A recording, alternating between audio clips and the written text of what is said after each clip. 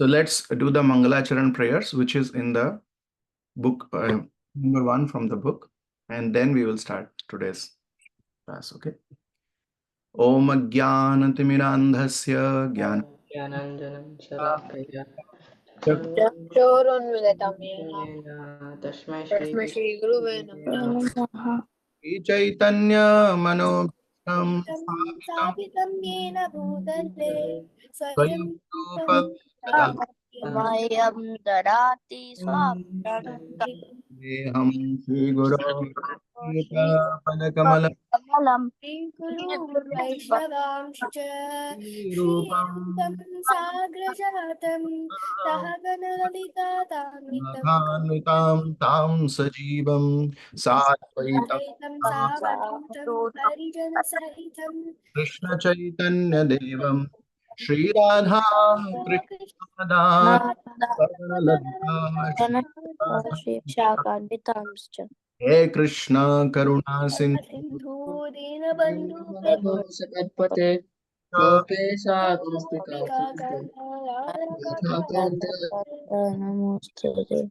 Kanchana Namaste Radhe Vrindavaneshwari वृषभानुसुते देवी प्रणमामि Ancha Kalpatarubhyascha Kripa सिन्धुभ्यैव पतितानां पावनेभ्यो वैष्णवेभ्यो नमो नमः Jaya Shri Chaitanya Prabhu Nityanand Sri Sadhu Gaura साधि Bhakta Vrinda गौरभक्तवृन्द Vasali Gaurastamina Krishna Krishna Hare Hare Hare Hare Hare Ram Ram Ram Ram Hare Hare Hare. Okay. Share. So we're going to start from chapter number 16 up to 18. And the previous chapters are covered last year. So I'll share those videos. And I'll try to cover briefly also those chapters if we have time. So we'll have to finish it by 9. Okay. So let's see this chapter. The 16th chapter is called as the divine and demonic nature. Can you see my screen? Can everybody see my screen? Yeah. Yes. So Yes. let me just close the door and then I will come back and join you.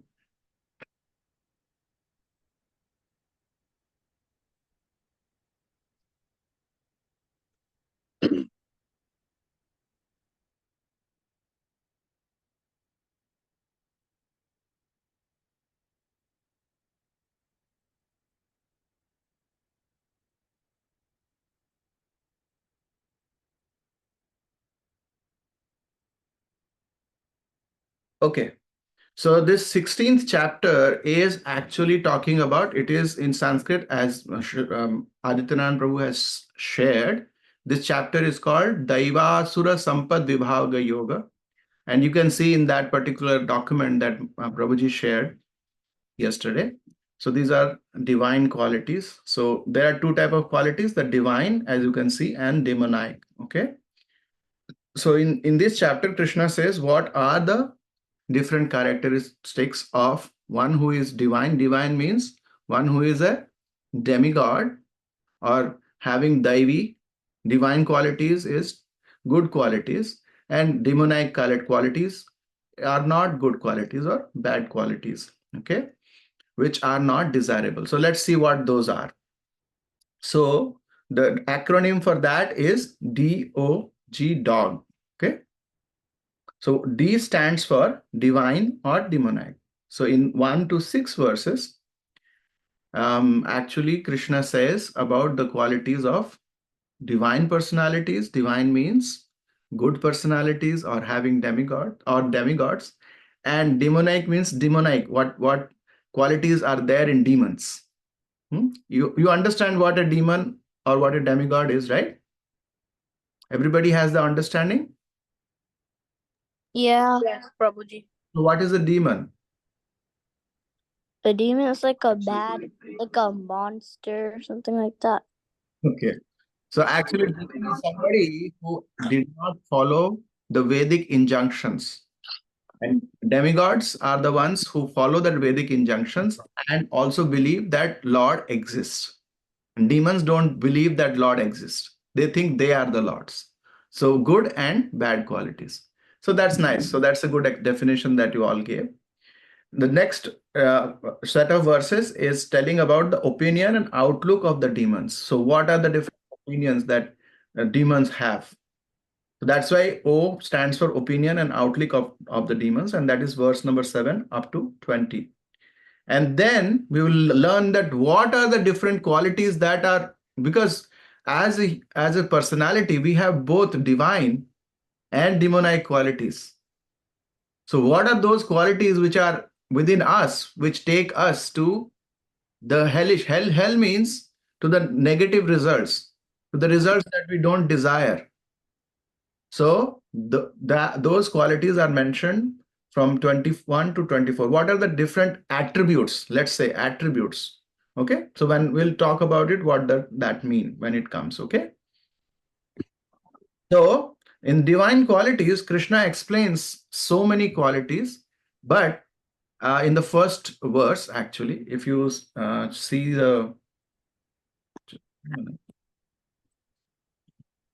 you see here, the first verse actually tells so many different qualities.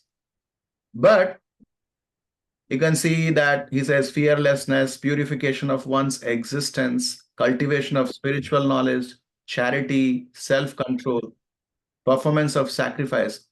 All these things, you have to just study a little bit, just look at the translation. These are all the good qualities. But how these qualities are divided into Varna and Ashrama? You understand what is Varna and what is Ashrama?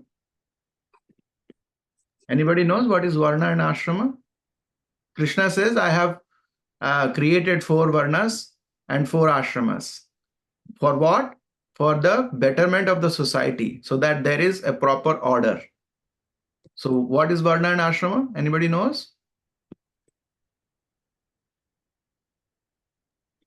Varna are like the castes materially, and then the ashramas are the spiritual castes.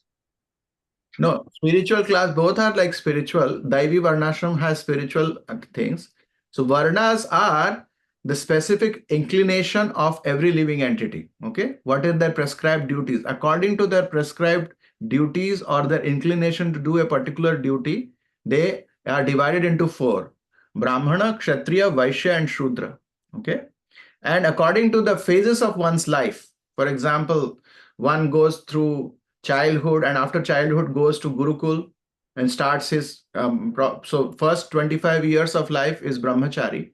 Then one is grahastha, that he makes a family and then have kids, and after grahastha life 25 years, then there is vanaprastha and then sannyasi. All these 4 divisions are there. So for all divisions, there are actually some qualities which are considered divine. So you can see simplicity and being straightforward is quality of a brahmana. We'll go more in details in the 18th chapter, what they have specifically. But these are the qualities which they have. In Kshatriyas, the divine qualities are power and strength. Okay. And Vaishya, the divine quality is cleanliness, honest business dealings, because Vaishyas are dealing with the business. Brahmana are the intelligent class. Kshatriya is the administrative class, like the king and other classes. Vaishya are the mercantile class, which do business and also which do krishi and goraksha. We would know exactly what those means when it comes later on. So, and then brahmachari, Shudra. So these are the 4 varnas. And what are the 4 varnas? Brahmachari, Grahastha, Vanaprastha, and Sannyasi. So Brahmachari does the Vedic study, and Grahastha, as I mentioned, has a family life. So they have to work on these characteristics: charity, self-control, sacrifice. And Vanaprastha, austerity. Austerity means, because they are going, Vanaprastha means they are going from household life to the life in the forest. Normally, why life in the forest? Because life in the forest is not as easy as we have in this. Like, you have to depend on so many things from the nature. So normally when one is in Kali Yuga, in this consciousness, what he does in Vanaprastha is he is devoting all his life for the service of the Lord, and not like earning money and doing many things, like for example, building more houses and everything. So Vanaprastha is totally devoted on the Lord and living on minimal resources. Don't have to just keep on building up more and more, because when we build more and more, our attraction to that is always created more, and then we are indulged in activities which are actually binding us. So we have to go beyond it. So the renunciation should come. And what a sannyasi is, a renunciate who has renounced everything and who has positive attachment towards the Supreme Lord. So his thing is fearlessness and purification, avoiding the opposite sex, and cultivation of knowledge and humility. So all these characteristics are good qualities, and all of these varnas have all these: non-violence, truthfulness, freedom from fault finding. One does not find a fault, tolerance, modesty, determination. All these characteristics, if it comes, it has to it is divine or having good results. Okay. Now, what are the demonic qualities? These ones: pride. If one is very proud, so these are also there within us, right? Arrogance, conceit, anger, harshness, ignorance. These are the primary demonic qualities. Okay. Now, Prabhuji, yes. can you go back to the divine qualities? Yes. You have a question here. Actually, I will share the video. You can review it again. So no worries there. Just you listen to the class and try to understand what those qualities are. Okay.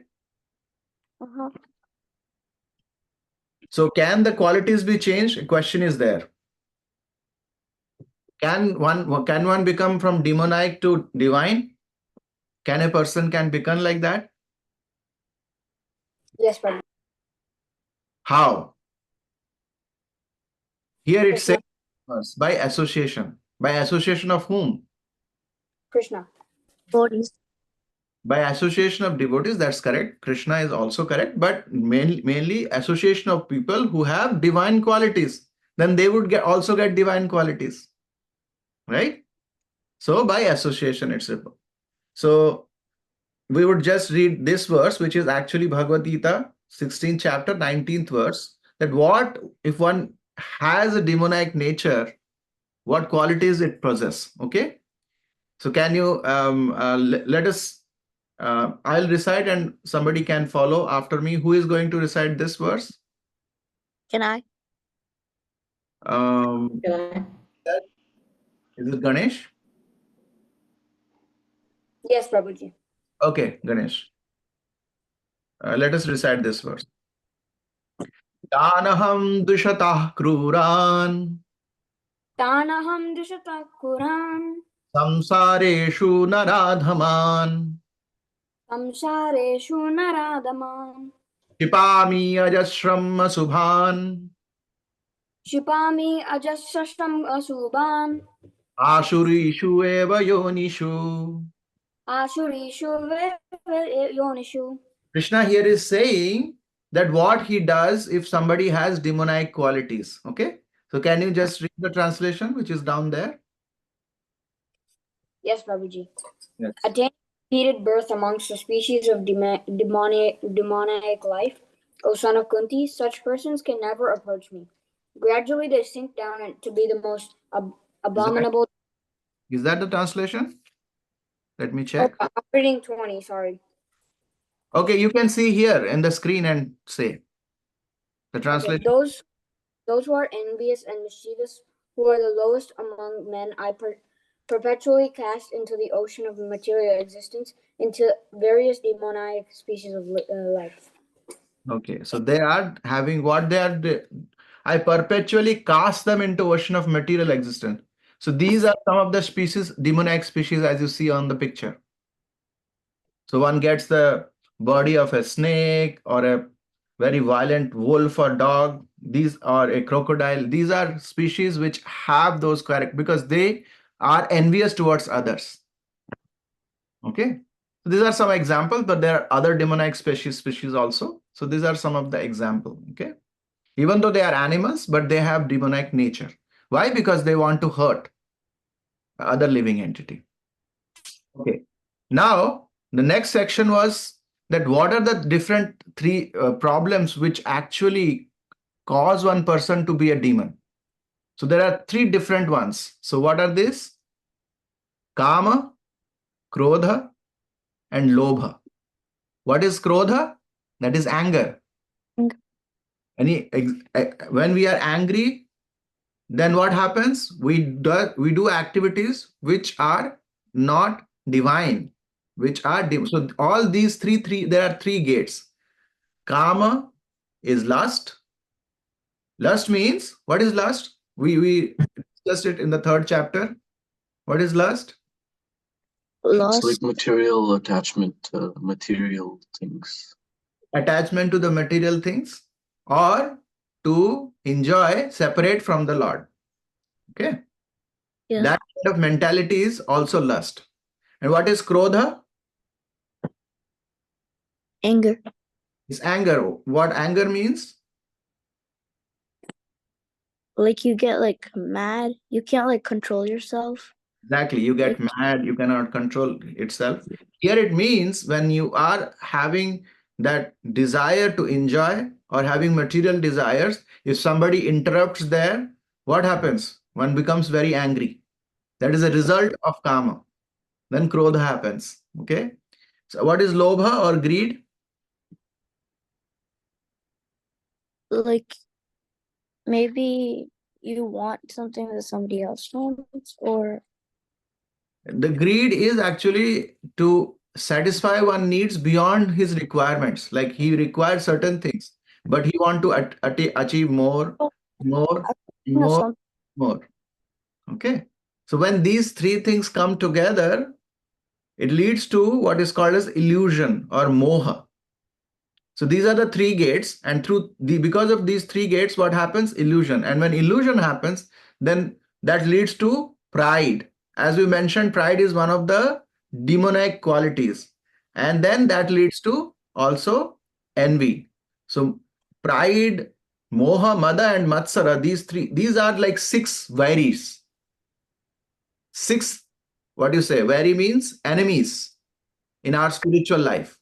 So these are the three gates, and because of these other three enter. Moha means illusion, means one cannot know what to do. So they keep on doing wrong things, which is not desirable. Which by doing those activities, they cannot go towards Krishna. They cannot be a devotee. And what happens when somebody has like attachment to the material desires, then one develops what is called as pride. That I have done it. I am the proprietor. I do everything. Who is God? I don't know who God is. Like Hiranyakashipu, right? Example of Hiranyakashipu. He never believed there is God. Okay? And Matsara is envy. Envy means you have learned, everybody has learned, I think, in their Sunday school. What is envy?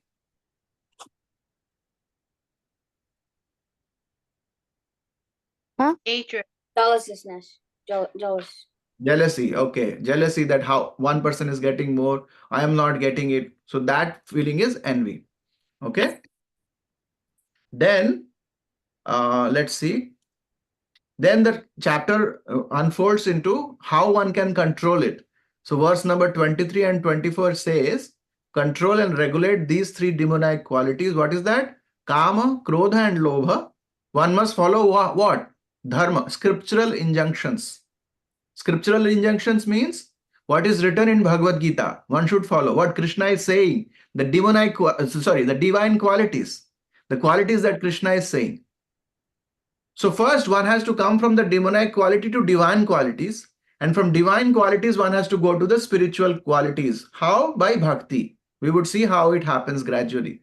But one has to follow scriptural injunctions, the rules and regulations. Like for example, as a good citizen, you have to follow the rules and regulations of the state, right? When you are driving, you have to drive on a particular side. You have to walk on a particular way. You cannot walk in the middle of the road, right? You cannot, right? If it happens, then accident is bound to happen. So there are rules and and then you cannot speed up a particular time. Like for example, 35 speed, you go at 35, 45, you go at 45.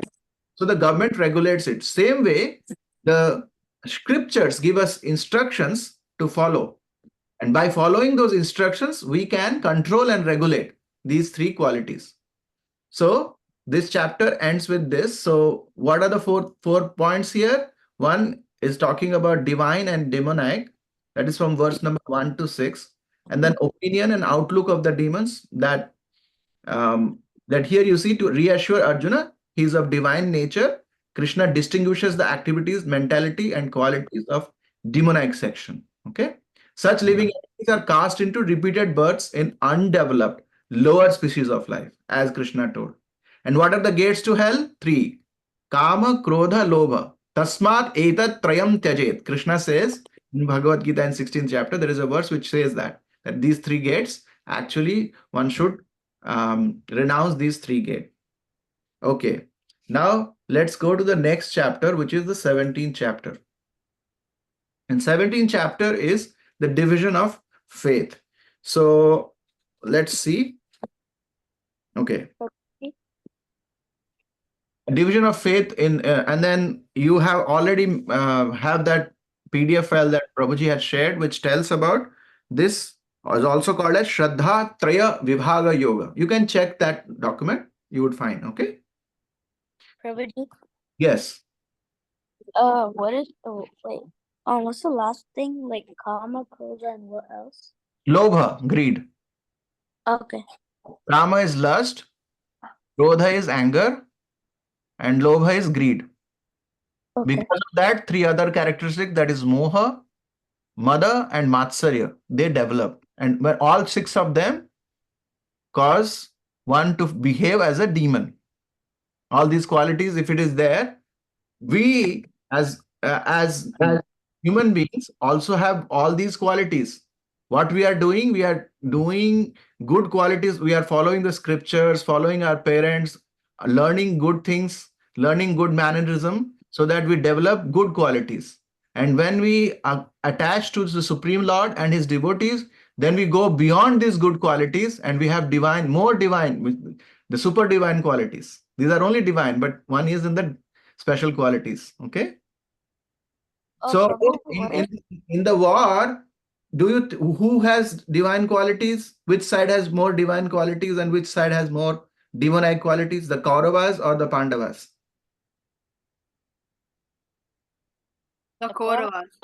Have the Kauravas demoniac have the- qualities, Exactly. Pandava, divine qualities. Okay, so where there is divine qualities, what happens? Lord protects them. Lord helps them. Okay. Because they are following scriptures. Now, this is 17th chapter, which is also called as Shraddha Traya Vibhaga Yoga. So let's see. So what is the connection between chapter 16 and 17? The divine nature. So this is called faith, right? What people do with divine nature? They faithfully follow the Shastra. What are demonic nature? What is Shastra? Scriptural, like Bhagavad Gita, Bhagavatam. Whatever is written there, they follow it. Okay. And demonic nature, Rama and Mahabharata also is included. And demonic nature is no faith in the Shastra. Okay. Chapter 7 is describing one who with faith follows something. One who with faith follows something other than the Shastra. So which faith follows what? So there are different faiths. One have divine faith, one have demonic faith, or different. It is based upon the three modes of material nature. What are three modes of material nature? In the 14th chapter, it is described. We have not gone into that. If you have time, I'll discuss. But they are the three modes. Like, for example, in the mode of goodness is called sattva. Mode of passion is called raja, and mode of ignorance is called tamas. So those are the three qualities, and because of those three qualities, one can act based upon that. Okay. So let's see what is there in the 17th chapter. It's a very long chapter, but we'll try to cover it and answer the questions as it comes. Okay. Now, it is the acronym for this is FACE. What is F stands for? F is standing for faith.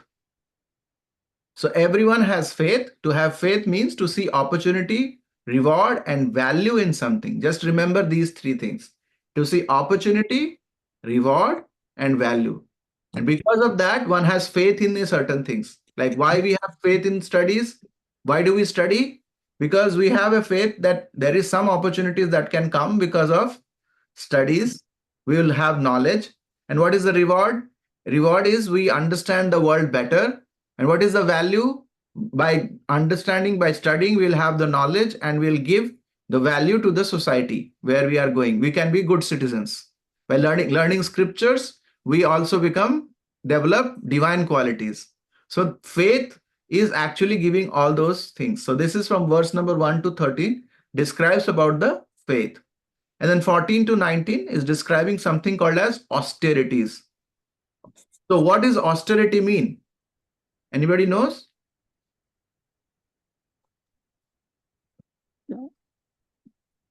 Like yoga or something? Yoga is one example. Austerity means doing something. Only using what you actually need, not what you want. Yeah, Service exactly. God, service Exactly. God. Very nicely mentioned. What you need, not what you want. Doing some things what you need to do. Like for example, for studying, you have to focus on your studies. Okay, you don't have to get distracted that time browsing through something. That, and if you are focused on one thing and doing it, that is kind of an austerity. Another austerity is like to get up early in the morning and praying to the Lord. That is another austerity. So austerity is required for disciplining ourselves. By disciplining, we can achieve more. Another type of austerity is fasting during the time of Ekadashi, Janmashtami, all those different. By fasting, what we do, we that time not focus on the food, but we focus on chanting the names of the Lord. We focus our mind and energy to glorify the Lord. So that is one type of austerity. So as kids, I'm not saying you are fasting, but you should keep on chanting, and at some point try to fast for a certain time. It actually cleanses your heart. So here it says austerity is required in order to achieve anything in this world. If you want to achieve anything, you need austerity. Anybody who is a devotee or not a devotee has to perform austerities. Even Hiranyakashipu performed austerities. What did he do? He do tapasya, right? That is, tapasya is also kind of austerities. Sitting like standing on one leg and praying to Lord Brahma for millions of years. That time it was possible, but this time in Kali Yuga, it's not very possible. But austerities is just to control our mind and senses and do activity what is needed for you, not what you want. Okay. The third thing is charity. What is charity? So there charity is when actually to give something out of duty without expectation of return. Like there are different types of charities that we mentioned, but charity is to give something without any expectation on return. For example, you donate to the temple, you help someone who doesn't have some, like for example, another kind of charity is when you are helping your friend. If he doesn't have something, you just provide him something. That is also a kind of charity. Okay. And then in the last 4 verses, enjoyer of everything. So who is the ultimate enjoyer is mentioned there. And it mentions about Om Tat Sat, that Krishna is the enjoyer of everything. If our sacrifices, penance, and austerities, all I talked about, like faith, austerity, and charity, if they are done to please the Lord, then what will happen? One will be always happy and peaceful, and he will get ultimate permanent benefit and ultimate freedom. How we can be free? By serving the Lord. Why we would be free? Are we bound by something? We are not free now. What do you think? Why we are not free now and why we become free later on? Any ideas?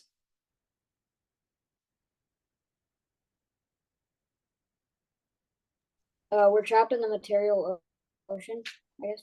Exactly. How means why we are trapped in the material ocean? Because we desire material things and not spiritual things. Okay, that's a very good point. Excellent Forgetful of point. Krishna. Any other ideas? We're forgetful of Krishna. Yeah, we are forgetful of Krishna and we are focusing all our material activity. So in one, why another way is because we are doing whatever activities we are doing coming in the purview of karma, right? So there will be reaction. So there will be an action and there will be a reaction. So by every action, we are having a reaction. Even good karma will also give you good reaction. Okay. So we are somehow bound by those reactions. But when we are pleasing the Lord, then you are not bound because Lord is not bound. Lord is beyond the three modes of material nature. So when there is no rope which is actually holding you back, then you are free. And then you can go back to the spiritual world. You cannot, otherwise what happens? You are in this material world, life after life. One life ends, then again it starts. Then another life, then another life. Like from human form, it may go into human form. Human form, it can go to any animal form, plant form. But if we uh, go into the path of devotion, as we discussed in the 8th chapter, what will happen? We would be freed from this material existence. We are spirit souls and we become again, understand our true identity and go back to Krishna. That's what Krishna says, okay? Everywhere in Bhagavad Gita, in the Bhakti section. This particular section, the last six chapter are dealing with what is called as Jnana section. Okay. So, and last three chapters are also part of that. Okay. Then Jnana is knowledge. So text 1 to 6 here is telling about the type of faith, as I mentioned. So what are the types of faith? So text 4 tells that one who has faith in Lord, Supreme Lord, he's having in the bhakti platform. So there are four platforms here we are talking about. In sattva platform, mode of goodness, one worship the demigods. If one is in the rajas platform or mode of passion, whom he worship? The demons. Or don't worship any demigod, don't have those qualities. Tamas, whom they worship ghosts and spirits. What are the ghosts? Yeah, Divyansh. So by they worship like demigods, demons, ghosts, and spirit, you mean like in a figurative sense, right? Yeah, in a figurative sense, but also in actual sense, because people who are in mode of like even ignorance, like tamas, they really worship ghost means they have some kind of ghost and they do ghost things. They call out to ghosts. So that is because of that. Yeah, in a figurative sense also, but some people do it in actuality also. In a figurative sense means that one has those qualities and they build upon those qualities and that's why it is there. But because they are going through the different modes, so their worship is like that. So tamas people will worship ghosts and spirits. But people who are in bhakti will worship the supreme personality of Godhead Krishna or any Vishnu incarnations of Krishna like Lord Ram, Lord Narasimha, they all. Okay. And bhakti is beyond these three modes. Okay. Then in verse text 7 to 22, there is continued symptoms of conditioned faith. Why it is called conditioned faith? Because it has a conditioning, like it may have been mode of goodness, mode of passion, or mode of ignorance. When it goes beyond it, like bhakti is not conditioned. It is a liberating or free state, as I mentioned. Okay. So let's see what happens. Type of people who actually for food. So people, like this is from text 7 to 10. So people who are in bhakti, who are beyond the three modes, what they like is prasadam. They offer everything to the Lord and take prasadam. And people who are in the mode of goodness, right? First, we have to come to the mode of goodness. So they actually like the food that will increase duration of life, that will purify one's existence, gives them strength, health, happiness, satisfaction. Like, for example, milk, fruits, vegetables, all those things come in the sattva, and which are juicy, wholesome, and pleasing to the heart. People who are more in the mode of passion, they like too bitter things, too sour, too salty, hot, pungent, dry, these kind of food items, which may cause distress, because when we have it, you may feel a little not so good when you are eating it also. Okay? And misery and disease and Rosie, yeah. so if I eat green mango, is that too sour? No, it is not, because as long as, see, all the different tastes, it says that's why it's called two. If you are taking bitter, it can be also in the mode of goodness. If it is in proper quantities, bitterness, sourness, salty, everything in good quantities is mode of goodness. But when you So too much is bad. exactly, too much is in the mode of, Okay, okay. and when you have too Okay. much, then your body is actually not acquainted to that, and it causes many things. Yes, Ganesh. Prabhuji, it says prepare more than 3 hours before eating is tamas and it's ignorance. But what about lunch boxes? Like we take Yeah, them that's a very good point. Actually, it is, Krishna says that because in the previous times we don't used to have the refrigerator to keep the things and have it. It is called, but here in Kali Yuga it is practically not possible. So best thing one can do is to make the food, offer it to the Lord, and try to consume in at least the next 24 hours, if not 3 hours. 3 hours is what is recommended, but if you complete by 24 hours, if it is in prasadam state, then that 3-hour rule may not apply. Okay. Okay. Then tasteless, decomposed, or putrid, if that those kind of things, if you eat, that is in the mode of ignorance. And remnants, like something is thrown and you are eating, it's not the prasadam remnants. Okay, different. It is just these all are food that we are talking about from sattva, raja, and tama. They are not offered to the Lord. They are not prasadam. They are just having good qualities or not so good qualities. Okay. Yes, Divyansh.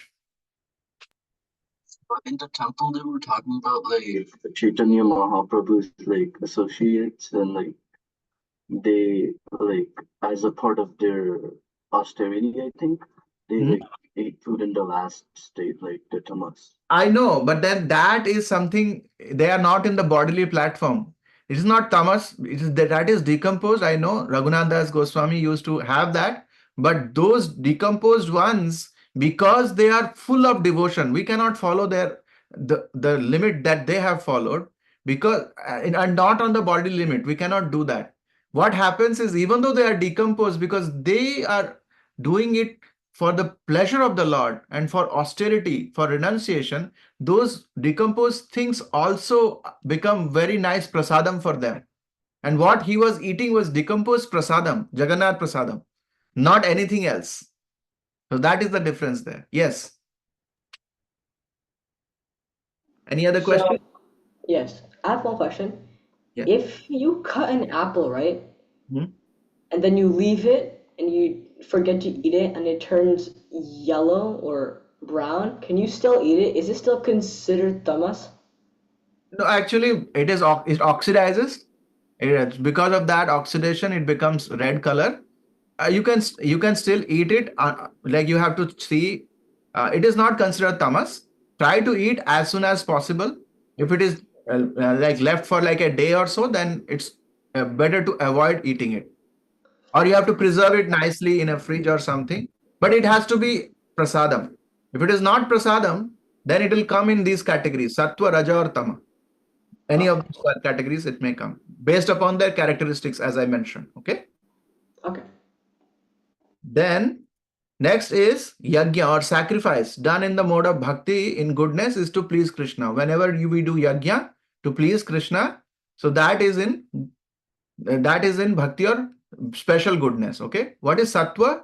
Sattva is mode of goodness. So one has to perform according to scripture as a matter of duty and without desiring any reward. So when one perform a sacrifice or yajna without desiring any reward. What they do for? To please the Supreme Lord.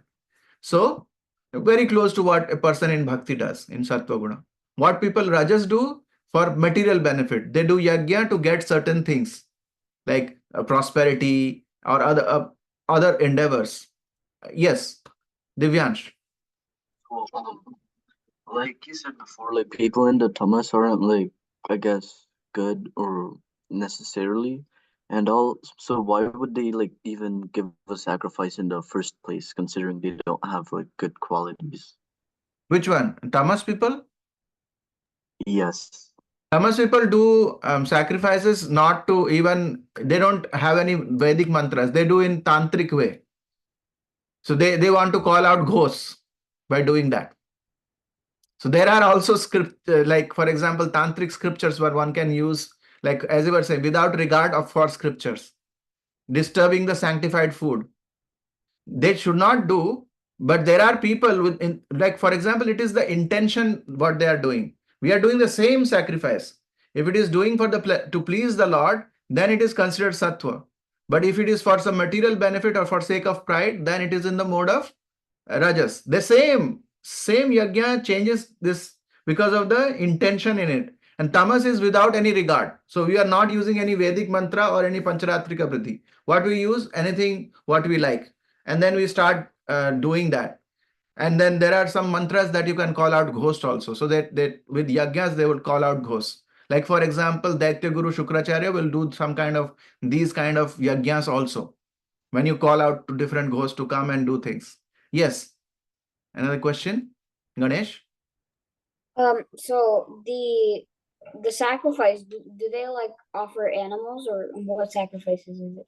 Yeah, so in sacrifices, actually, like for example, in the previous time, animal sacrifice were sometimes, like for example, Ashwamedha Yajna is where a horse was sacrificed, but that was an old horse, and it was sacrificed. The mantras were very nicely being done that time. So once it is sacrificed, then again it gets a new horse body. So animal sacrifice was there, but they have like mantras that once they have sacrificed, the old horse becomes a new one. But nowadays it's not possible. But that quality of sacrificing animals is there. So that comes in the mode of tamas. If the animal sacrifice happens, that is in tamas. Okay? In So the right, ignorance. what if you wanted to perform a yajna? What would you sacrifice? Here sacrifice, yeah, is we are sacrificing what? We are putting some ghee and we are putting some wood. That is the sacrifice there. We are giving those instead of animals. We are Okay. not sacrificing animals here. Sacrifice technically means yajna. Okay, and yajna in the like for example, the ingredients in yajna are wood, ghee, all those things. And why we do that? Because the fire that comes is considered as mouth of Lord Vishnu. So when we give ghee and everything, it goes directly to Lord Vishnu. And when Lord Vishnu is satisfied, then what happens? Lord Vishnu's body parts represent all demigods. They also get sacrificed. Sorry, they also get satisfied. Sorry. Yeah, Shivansh. So as you were saying that if people still sacrifice animals, so would it be the same for eating? If you eat a meat or an animal, I forgot. Sorry. Would it be if you do it in Yeah, bhakti, it is to serve tamas. it to Krishna? Definitely tamasic, but in certain sections in the previous times, they used to sacrifice animal at a particular day, like for example, on Purnima or something, in using some mantras that was recommended that time. They were not coming in the mlecha category, but still it is considered as Tamas. having the like tamas or what you say in the mode of ignorance. Yes. Okay. Thank you, Babaji. Thank you. Then the next thing is austerity. As I mentioned, austerity is something that we need to do, but not what we like to do. To get success in every endeavor in our life, whatever endeavor we do, if we want to get success, we need to do certain things. I already mentioned. So, what is the main good austerity? In goodness for a pleasure of Krishna. If we do anything for pleasure of Krishna, that is a austerity. Okay. One, like for example, fasting in different times, chanting Okay, that is a austerity. If you are chanting, giving time like 1 hour, 2 hour, or 10 minutes, 20 minutes, that is also an austerity, because we are doing it for pleasing Krishna. Our mind doesn't want to do it, but still we are doing it. Why? To please. Okay. And sattva, in the mode of goodness. So for the body, there are 3 different levels of austerity. For the body, worship God. How one can become purified? What is the austerity of the body? For the body, that is to worship God and superiors, like our elders. Cleanliness, to observe cleanliness everywhere. We are clean when we take bath and everything. We keep our things clean. Celibacy, that is brahmacharya, that is having always focused on the good qualities and not attracted to the opposite sex. That is called celibacy. And what is non-violence? Non-violence is have no ill feelings for any living entities. That is real non-violence. So then you will not kill any living entity or something, right? Even having the envy and pride, that is also violence, because later on it will come out and it will cause violence later on. Okay, so that is for the body. What is for the words? For that is truthfulness, pleasing. We have to say a word which is truthful, which is pleasing to others, sweet words, beneficial, and which are based on scripture. So this is a very beautiful verse that we can recite. I think this is verse number 15th, maybe, in the 17th chapter. Let me see what page it is. Sloka 15. 17.15. Can you share the page number? 1715. Can anybody? 650. 650. 650, yeah. Okay. So I would recite the lines, and then anybody who have not gone last time can go with this time.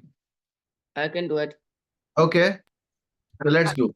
Anudvegakaram vakyam Anudvegakaram vakyam satyam priyahitam chayat satyam priyahitam sayat swadhyaya abhyasanam chaiva svadhyaya vyasanam saiva vangmayam tapa uchyate. vangmayam tapa uchyate. You can read the translation from there. What does the translation say? Austerity of speech consists in speaking words that are truthful, pleasing, beneficial, and not irritating to others, and also in regularly reciting Vedic literature. See, which are truthful, pleasing, sweet words, they are not harmful to others. All these things, beneficial based on scriptures. So all these, by words one can do. By mind, how we can do? We can, like, when we do these activities by mind, we achieve what is called as satisfaction, gravity, and self-control. Those activities which gives those things is the austerity of the mind. And what is in the mode of passion, which is out of the pride, when we do activities out of pride, for respect, for getting respect. Those people should respect me. That's why I do. For honor, for worship. So those kind of thing is the mentality in the mode of passion. And because of this, it is not stable or permanent. Okay. What is tamas? Which is out of foolishness. One is just in the mode of ignorance. And with self-torture, they want to torture themselves even to become famous. So that is in the mode of that austerity, because who is torturing to become famous? Any examples? Ravan. Ravan, yes. What he was torturing? What he was doing? He was doing austerities on Shiva. What he was doing? He was cutting his head and giving it into the Agni, right? Uh-huh. Yeah. So those kind of, yeah. All his heads he was cutting one head and putting it, and then again another head comes, because he had 10 heads. So once he was like, he'd already completed the 9 heads and he was trying to give his 10th one, then Lord Shiva appeared to him. So this kind of austerity is the mode of ignorance, out of foolishness, with self-torture, and to destroy or injure. And he was using why? To destroy and injure others, to have control on the demigods. So those kind of austerity is considered in the mode of ignorance. Okay.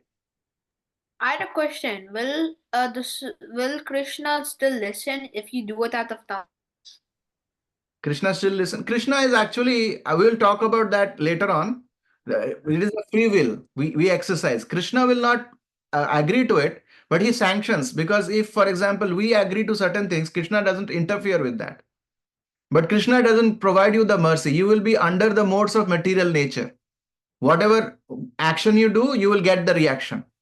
Then you are in the control of the external energy of the Lord. To become internal energy, to become a devotee of the Lord, then Lord controls. Okay. So in that case, Lord doesn't control. Lord's external energy controls, and whatever reactions will come, it will come. Okay. Thank you, Prabhuji. And then charity. Charity is, as I was mentioning, when we give something to without any thinking in return. Like for example, in bhakti, whatever we give is in goodness, is to please Krishna. But in sattva, if it is given out of duty without expectation of the return. When we give, we don't think I want to get it back. If that is that is a real charity. Proper time and proper place has to be given. But in the mode of passion, with an expectation, oh, I have given something, I will get something back in return. So those kind of charity is in the mode of rajas or passion, in a grudging mood. Oh, I don't want to give, but still somebody has pushed me, so I have to give some charity. With regret later. Oh, first you give the charity and later on regret. Oh, why did I give this? Why did I give my book to that other person? You bought like 2 books and then gave one to a friend or something. If it is out of grudge, then if you are giving because that person cannot have it, you have a sense. So that is another thing, like in those scenario. But here, if you're also donating, we can think in that way. Out of obligation, one is doing out of obligation. That is a mode of passion. And mode of ignorance is giving something at the very impure place, improper time, to unworthy people. If you do charity to unworthy people, what they would do? They would take that money. What they do? They would go and eat meat or drink wine or do something else. So that is called in the mode of ignorance and without proper attention or respect. So Krishna is telling all these things because these are the things which actually can impact one's faith. Because this chapter is called 3 types of different divisions of faith. Okay, so the divisions are because of one in the mode of goodness, mode of passion, or mode of ignorance. Okay, now let's see what is there more. So then text 23 to 28 tells about how one can get free from defects in one's worship, food, yajna, and austerity. We talked about all those things. How one can get free from these defects, because everything has a defect. Already we gave an idea of how one can get free, where bhakti comes, right? We'll see that now how Krishna says in the next verses. He says, activities directed towards the satisfaction of Lord Krishna, that is verse number 20 through 27, take out of the influence of the 3 modes and lead to an eternal life. Okay, so what is the verse that is saying that? So this is text 23 to 27. Text 23 to 20. Yeah, it actually tells about 23. Om Tat Sat. 7. It actually describes the activities of the sake of Krishna. What is Om? Om means Vishnu. Okay, it is placed at the beginning of all the Vedic hymns. When you say Om and then you start, right? Omkar, it is called Omkar. And Krishna says also, of all the Vedic hymns, I am the Omkar. He says in the previous chapters. Tat means what? That which describes Krishna. And detached work for the sake of liberation. That is Tat. What is Sat? Sat, what is always eternal. What is always eternal? Activities that we do for the pleasure of the Lord. We are eternal, right? We are spirit souls. We are always there. We are eternal. Lord is eternal. And when you do any activity for the pleasure of the Lord, that is also eternal. So why it is being told that all the things that they have mentioned in this chapter, whether it will be charity, whether it is austerity, whether it is what else it is, food, if they are offered or done to please the Supreme Lord, one can go beyond it and get purified. Okay? Okay, Prabhu.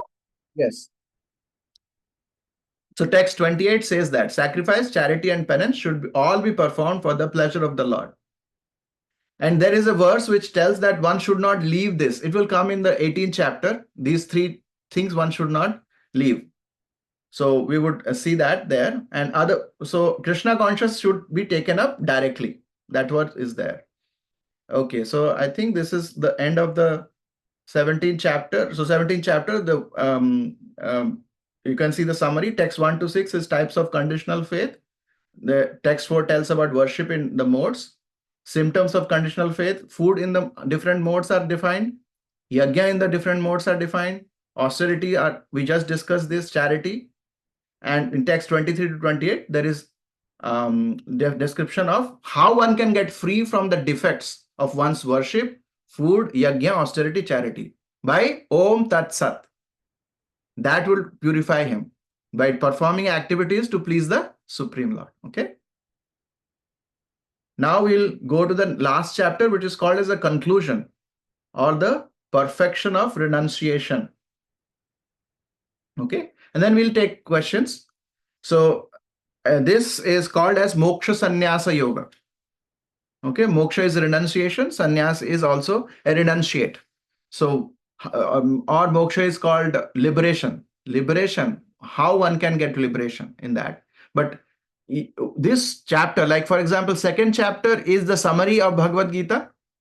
And this chapter is the conclusion of Bhagavad Gita, summarizing all the chapters together. Okay. So let's see what this chapter has. So why this chapter is being mentioned? So Krishna has stressed on tyaga. What is that? Tyaga is renunciation.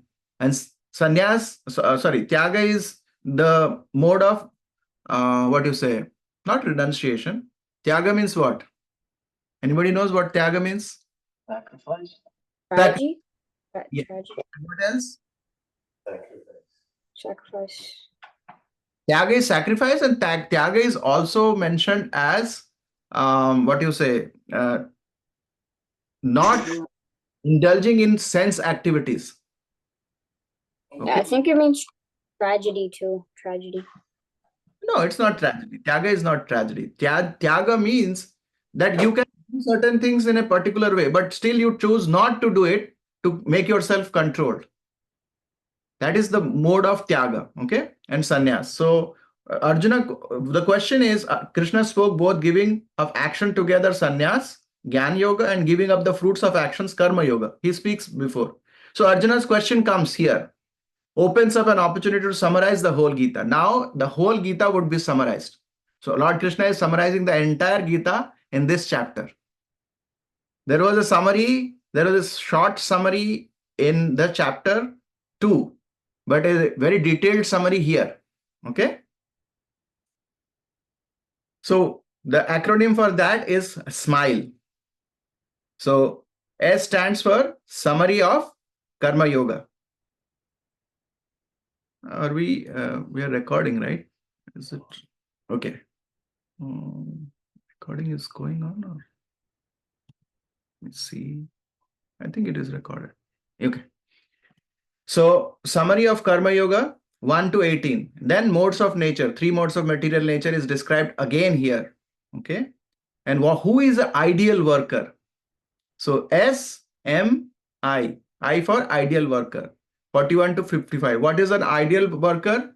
That how one can work according to his varna and ashrama. We'll describe this when it comes.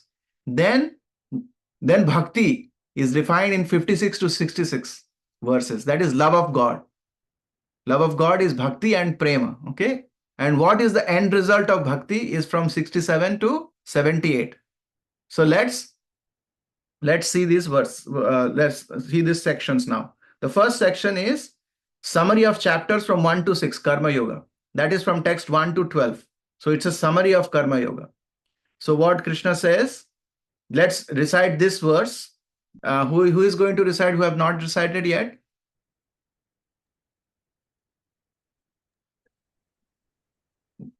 Divyansh, you have recited. Ganesh have recited. Anybody wants to recite? Yes. Can I? Can I try? Yeah, sure. Sri Lasya. Okay. Please recite. Yagna dana tapaha karmana tejayam karyam eva tat yajna danyam tapashcheva pavana pavanani manishinam. Oh, thank you. Sri Lasya, you can also recite this. यज्ञदाना तपः कर्म न त्याज्यं कार्यम् एव तत् यज्ञो दानं तपश्चैव पावनानि मनीषिणाम्. So can you May I read? say? Can I say the meaning too? Yeah, please. Please say the meaning. Acts of service, charity, and penance are not to be given up. They must be performed. Indeed, sacrifice, charity, and penance purify even the greatest souls. So now you see those three things Krishna says you should not leave. That is, yajna is sacrifice, dana is charity, tapa is penance.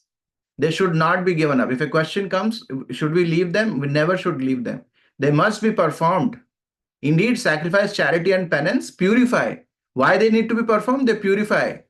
Whom? Even the great souls, not only normal person, even the great souls are purified. But they have to be performed to please the Supreme Lord. Then it is very purifying. Even if it is just performing in the mode of passion, ignorance, not ignorance, maybe in the mode of goodness, mode of passion, it is still purifying. But mode of ignorance is not purifying. So, okay. Okay, next. Then there is a discussion about the renunciation from text number 7 to 9. So, what is renunciation in bhakti? That is rejecting what does not please Krishna. What is when one is in the mode of goodness? Is duty done because it is ought to be done. Giving up material association and attachment to the fruits of one's work. So what is that? Giving up material association and attachment. When one is doing that, giving up means when one is doing an activity, he is not attached to material things. He is thinking that I have to do to please the Supreme Lord. I have no desire to get any results out of it. But he is doing it. So that is in the mode of, this kind of renunciation is mode of goodness. And then if one is doing his renunciation, just he's giving up work to become it is troublesome or out of fear. Okay, and does not lead, so it doesn't lead to elevation. What is tamas? He's just giving up his prescribed. He's not doing any activities. Just sitting idle, and this is my renunciation. This is not considered as renunciation. So that is in the mode of ignorance or tamas or whimsical. Okay.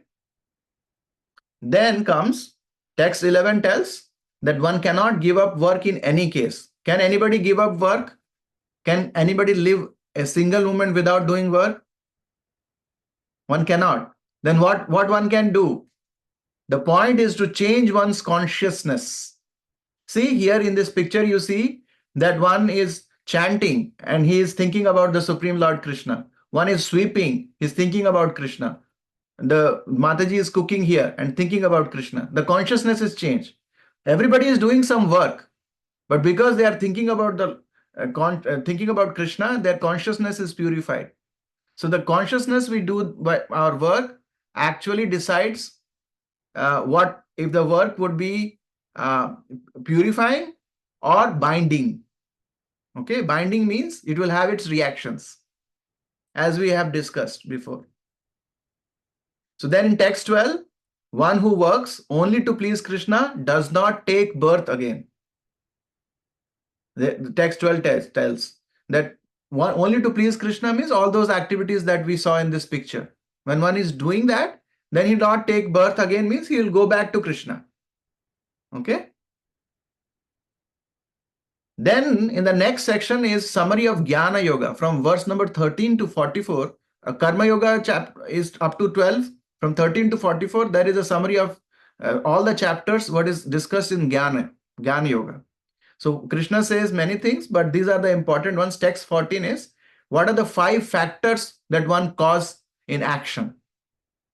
So the place of action, when one performs any activity, what are the 5 things that are important? One is the place of action, the material body. Here, where we do action? By our material body, right? Can we do action without the body? As a ghost, can we do our action? We cannot do. To eat, to do our activity, we need a body. So that is the place of action, or our material body. Then who else? Who is doing the activity is called karta, or the performer. Who is the performer? Mainly, as I mentioned, is the soul who desires, and the body works on it, okay, to bring about the activity. So the next is karta, or, so this is the text 14. The third one is karanam. So the activity is performed, for what it will be performed and who would help. These are the senses. Our senses will help to perform an activity. Like by eyes we can see, by nose we can smell. So those things. What is the third? Another one which is called cheshta, or the effort. Then you have to put an effort to move the senses. You cannot just say, oh, I am just sitting and in my eyes I am seeing, and then you have a desire to eat and you sit there and see. The food is there and you sit and see a food come to my mouth. It will not do that. You have to go there and get it. So that is called cheshta. To do those endeavor. That endeavor is cheshta. And all these things are actually being sanctioned by the entity which is sitting in our heart, that is called super soul. When all these 5 factors are in place, an action is performed. Okay, adhishtanam, karta, karanam, cheshta, and daivam. Okay, all these 5 factors. Then a question will arise. What is the relationship between Krishna's control and living beings' free will? So somebody asked me this question, that why some people do bad things. So what is the relationship? So if we see the verse describes, verse number 15 describes that you can see that there are 2 birds here. One bird is eating the fruit and one bird is sitting there quiet. And he's not eating the food. He is just seeing what is going on. Upadashta anumantacha. So Lord is Upadashta and Anumanta. And I think that verse is, anyway, we would discuss the 5 last verses, which would be for our benefit. So just see, this is the soul and here is the super soul in our heart. So you can see this is the soul here and the super soul in our heart. In our heart, there are 2 different ones. So this particular soul has free will. As I told, that Lord has supreme independence. He can do whatever. So he also gives the living entities small, minute independence. So one can do good things. One can give two ways he can use his free will.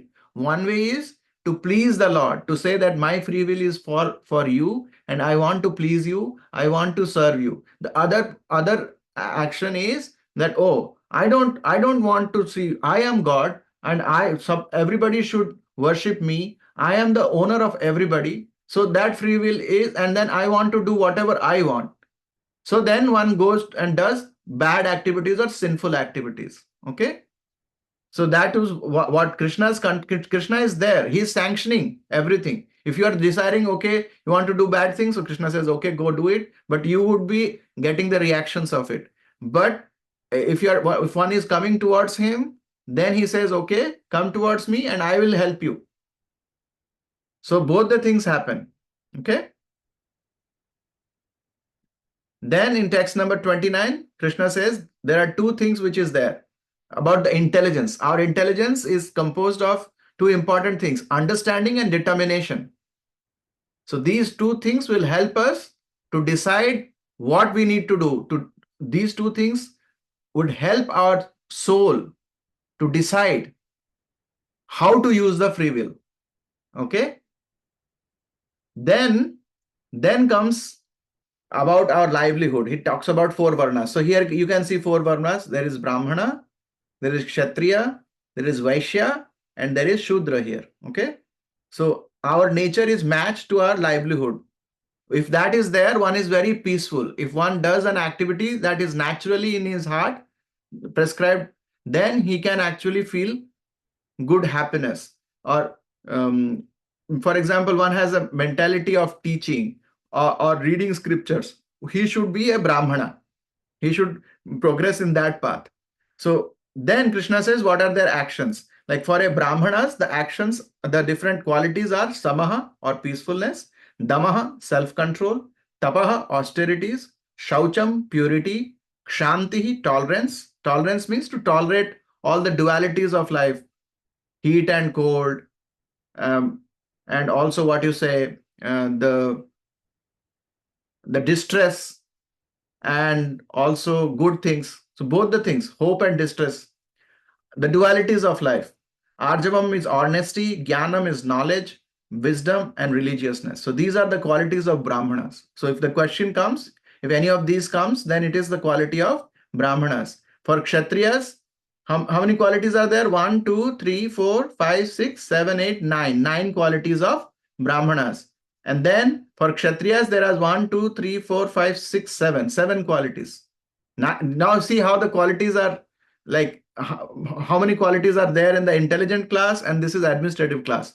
So Shauryam is heroism, Tejaha means power, Dhriti means determination, and they are very good in battle. So they can do what battles like this. You can think about Arjuna, Apalayanam.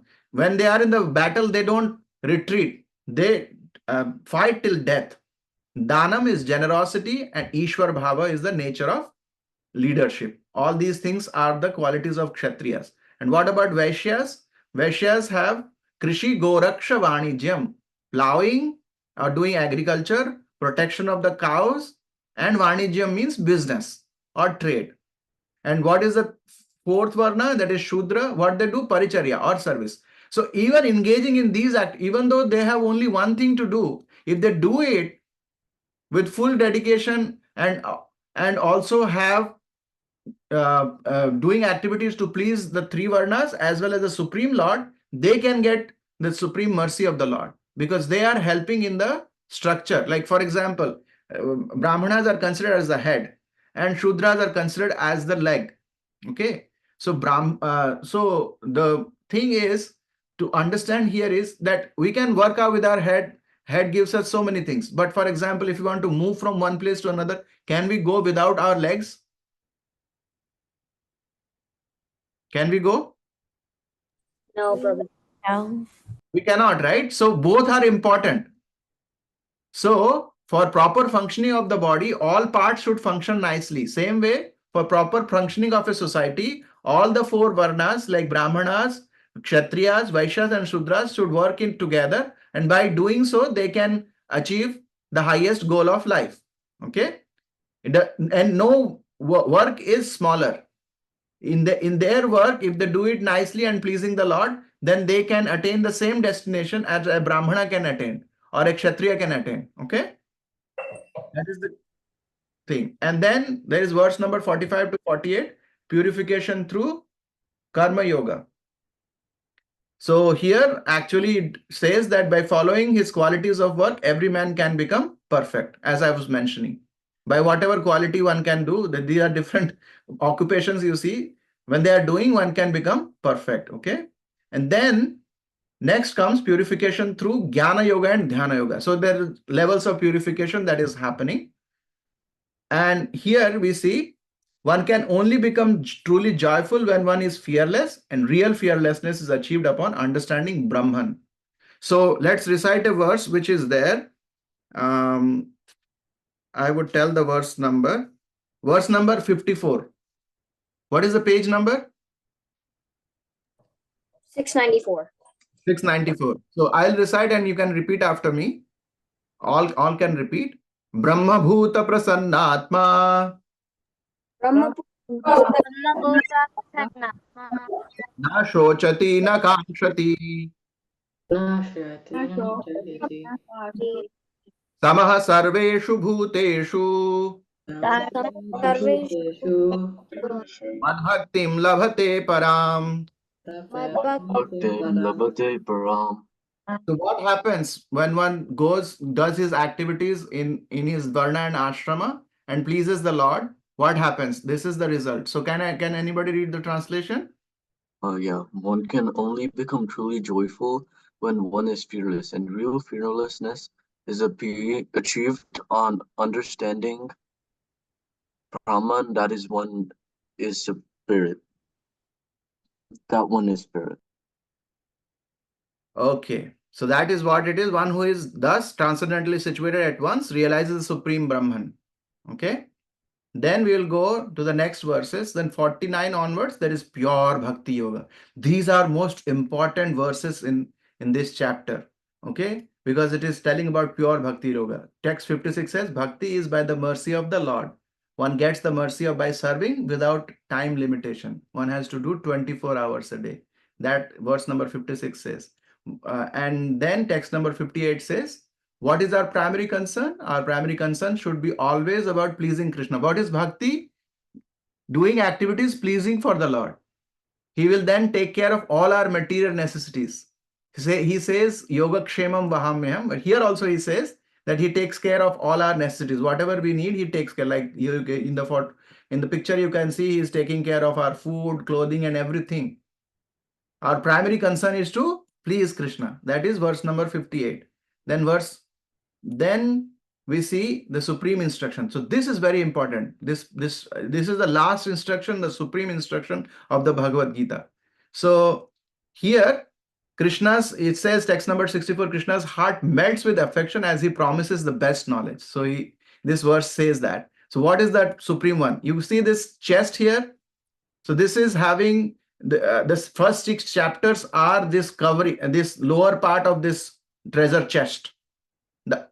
The cover of this is the last 6 chapters, and within this resides Vishwanath Chakravarti Thakur is Bhakti, which is the middle 6 chapters. And how one can uncover it? By a key. What is the key? The key is the 2 verses that we are going to recite. Okay, it's beautiful verses. Let us recite them. So it is verse number 1865. Okay. So let's recite. We have recited in 9th chapter this verse, and it is repeating here also. So I will recite and you can repeat after me. Manmana bhava mad bhakto Madhyaji mam namaskuru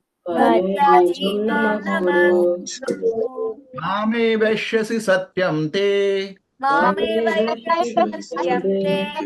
Pratijane priyo asime. So see, this same verse has also come here, but only the last line changed. Yuktvevam atmanam matparayana. Okay. So what Krishna is saying, always think of me, become my devotee, worship me, and offer your homage unto me. The same thing is here. Thus, what will be there? You will come to me without fail. I promise you this because you are my very dear friend. Okay. So let's recite the next verse, which is the famous verse. Sarvadharman parityajya Mamekam sharanam vraja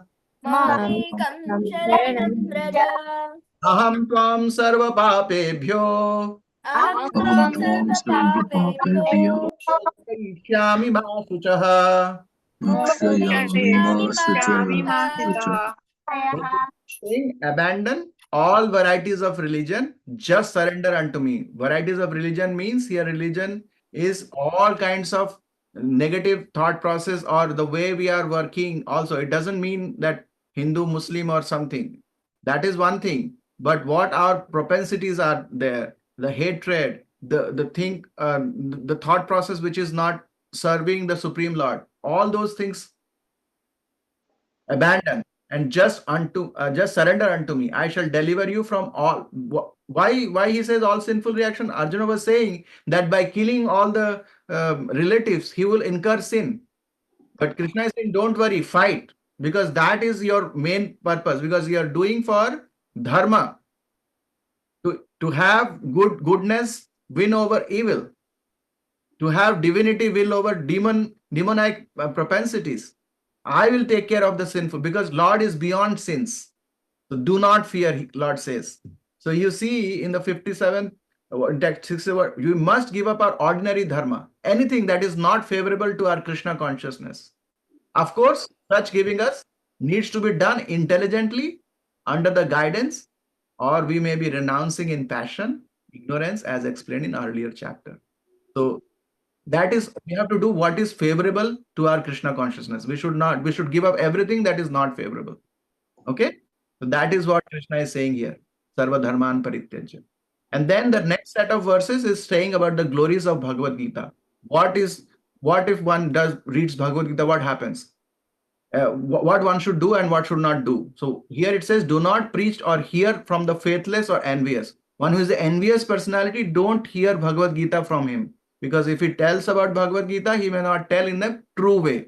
You have to find a good person who is actually following the path of bhakti, like Srila Prabhupada or Srila Prabhupada's disciples or the devotees who are following that. Okay? So one should hear from them. Then in 68th verse, he says, when we preach the ultimate message of love of Krishna, we become most dear to the Lord. So when we do book distribution, we give books to everyone. So what happens? We become most dear because Lord loves that. Okay? That is text number 68. Text number 69 says, if you want to know how to become the most dear to Krishna, the instructions are here. Here means in Bhagavad Gita.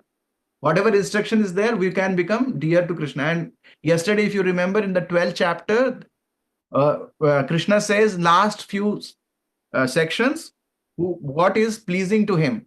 So if one performs that way, that is, he becomes the most dear to Krishna. And Bhagavad Gita is the one. And text 70 says, even an ignorant person who reads the Gita gets Krishna. So we should all read Bhagavad Gita and spread the knowledge of Bhagavad Gita by distributing it to others. Okay? So that is the Gita Mahatma, which is actually the glories of Gita. And text 71 says, even hearing without wanting pure devotion will give such an auspicious result. One is just reading Gita like that, but he will get gradually purified by Bhagavad Gita. So that is the power of Bhagavad Gita. And then verse number 64, Krishna says, text 72 Krishna says, Krishna ends as should all good teachers and gurus make sure that student understands, and if he or she does not, being willing to be teach again. So one cannot understand, then he should be willing to be teachable. One is always, like, for example, questions are there. One should have questions. One should learn from people who are knowledgeable. Okay. So this is the last verse where actually we can recite that verse. We can recite that verse. You have the verse in front of you. Let's recite that. That is telling that final answer to Dhritarashtra question. The Pandavas will win. The final indication that whatever Krishna wants is of highest morality. So let's recite this verse, final verse. Yatra Yogeshwara Krishna. Yatra Yogeshwara Krishna. Yatra Partho Dhanurdharaha. Yatra Partho Dhanurdharaha. Yatra Shri Vijayor Bhutir. Tatra Shri Vijayor Bhutir. Yuvani Nirmatir Mamaha. Kamani Nirmatir Mamaha. Can you read the translation? The final answer to Dhritarashtra's question, the Pandavas will win.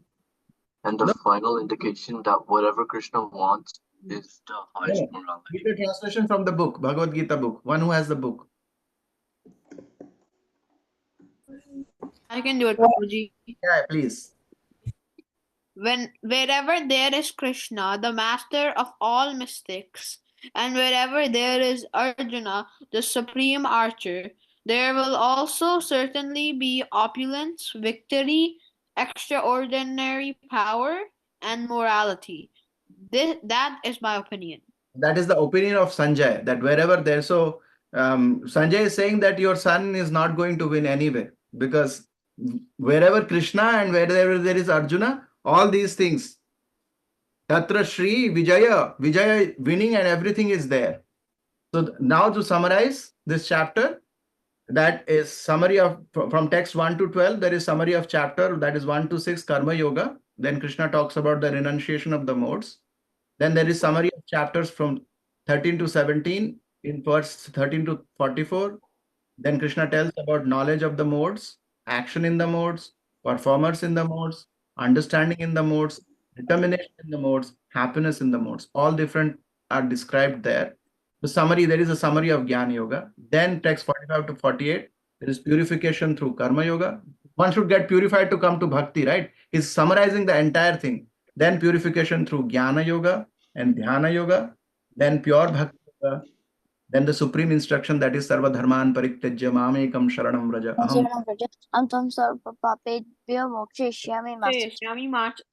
And then there is glories of Gita. So this we can actually pause here now.